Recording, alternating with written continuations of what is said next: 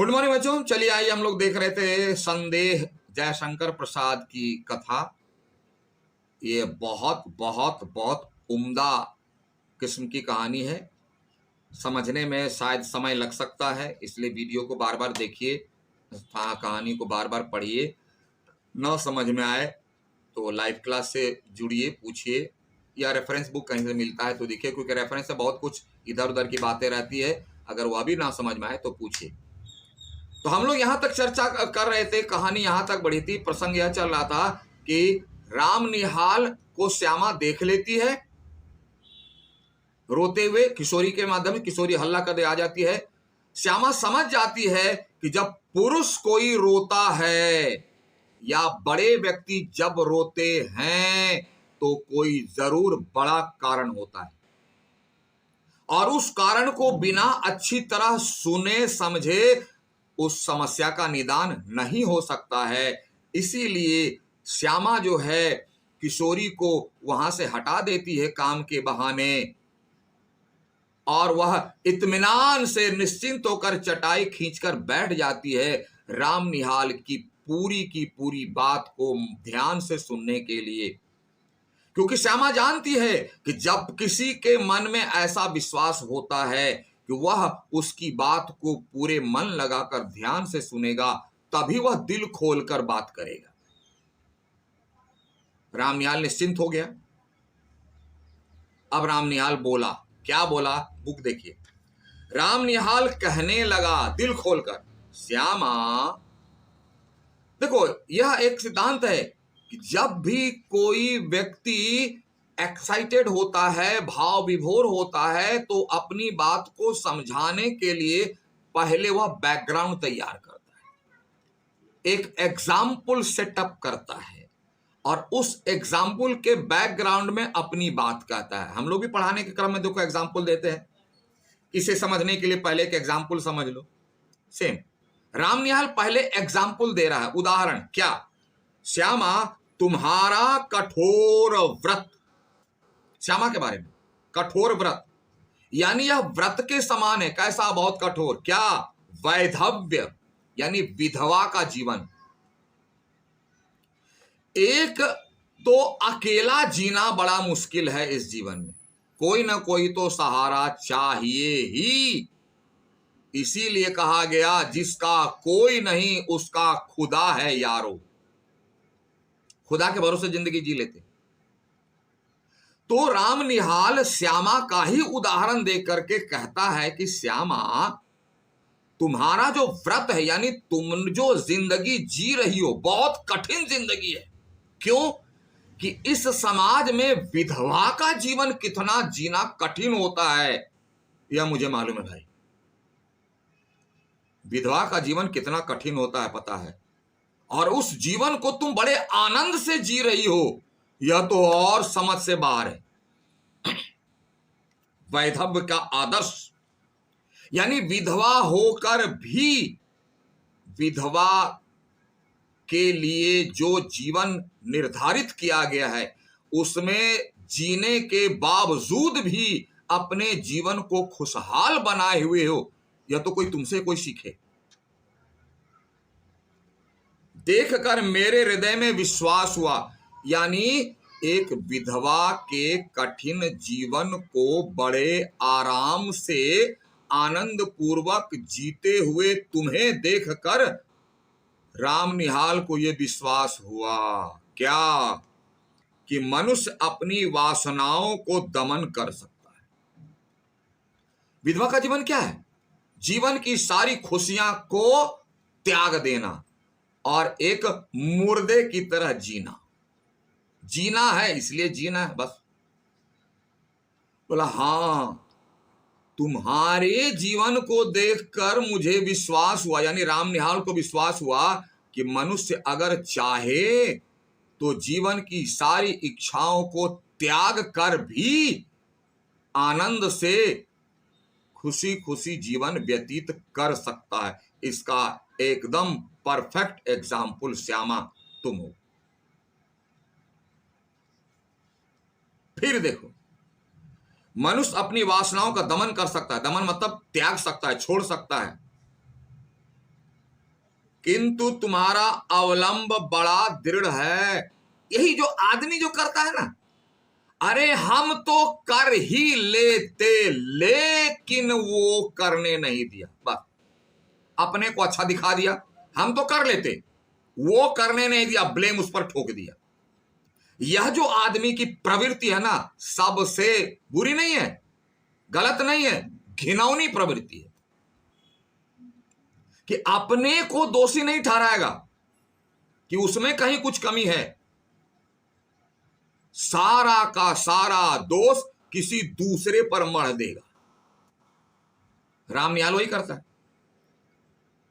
एक तरफ तो बताता है कि श्यामा तुम्हारे वैधव्य जीवन को देखकर उसे यानी राम निहाल को विश्वास हो गया कि नहीं भाई, जीवन की जो इच्छाएं हैं, जिसके पीछे व्यक्ति पागल है, उसको भी छोड़ करके व्यक्ति आनंद से जीवन व्यतीत कर सकता है। लेकिन अब यह भी लेकिन लगाता है क्या, तुम्हारा अवलंब बड़ा दृढ़ है, मतलब तुम्हें तुम्हारे जीवन का सहारा बहुत मजबूत है।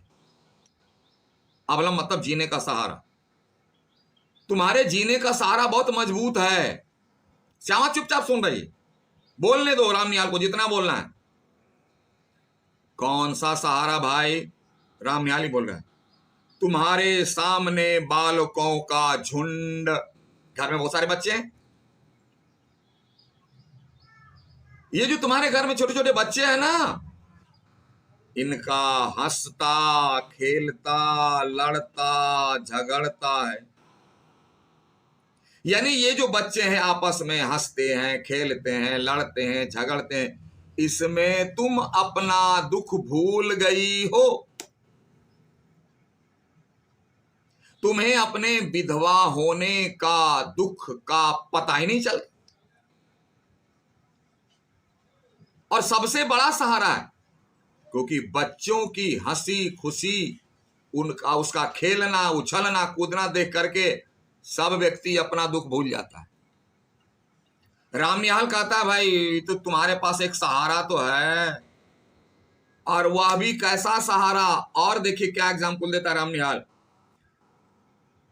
और तुमने जैसे बहुत सी देव प्रतिमाएं, यानी देवों की मूर्ति, देवताओं की मूर्ति श्रृंगार से सजाकर, यानी उसे जैसे देखोगे ना कि मंदिर में हम लोग देवी देवताओं की मूर्ति को कितना सजाते हैं, फूल माला से श्रृंगार करते हैं, चुनरी वगैरह वगैरह से सजा धजा कर,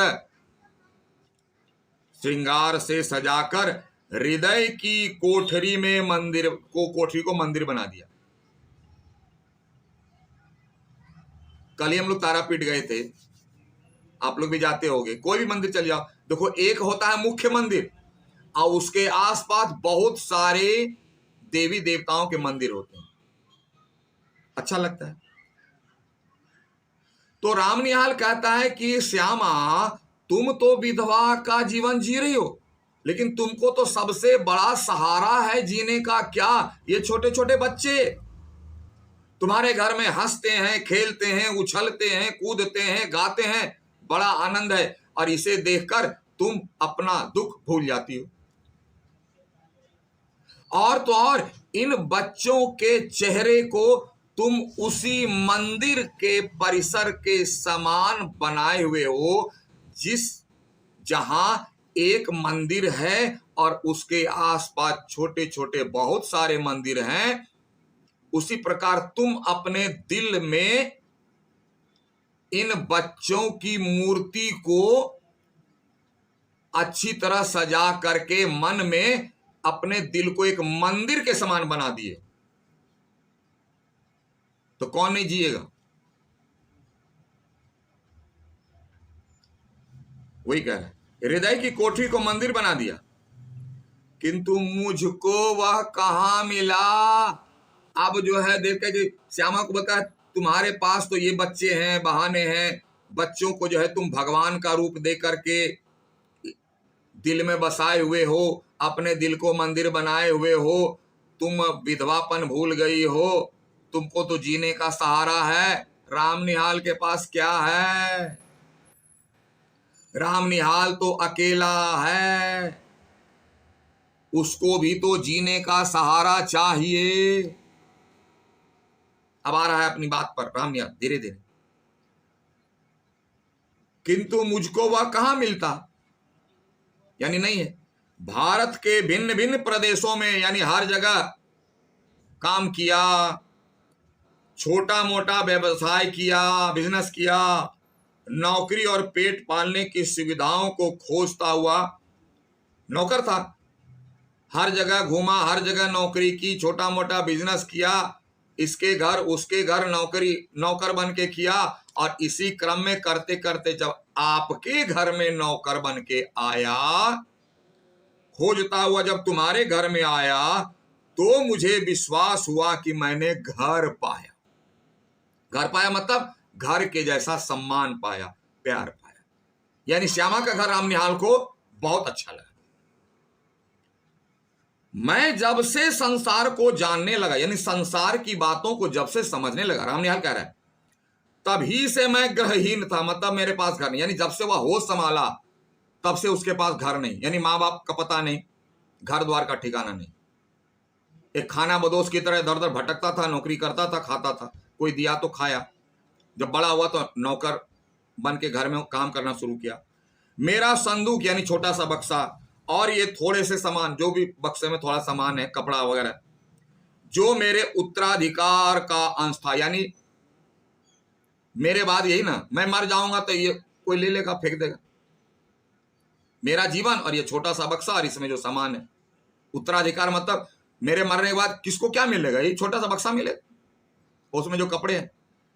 अपनी पीठ पर लादे हुए मतलब उसी को लिए हुए घूमता है। कहां का एक नौकर है, एक बक्से में छोटा सामान है, कपड़ा है, उसी को लेकर के घूम रहा है, नौकरी कर रहा है। ठीक उसी तरह जैसे कंजर, कंजर मतलब खाना बजोस, जिसका कोई अपना घर नहीं, देखते हो ना, गधे पर खंजर पर अपना सामान लेके चला गया, जहां डेरा डाल दिया वही घर बना लिए। देखो देखो बहुत लोग खाना बदोश, जिसको हम लोग छोटे शब्दों में कहते हैं गुलगुलिया, उसको कहते हैं खाना बदोश। वह जहां कहीं खाली जगह देखा, पेड़ है, प्लेटफॉर्म है, कहीं खाली जगह खेत है, वहां अपना डेरा डंडा डाल दिया, वही उसका घर हो गया।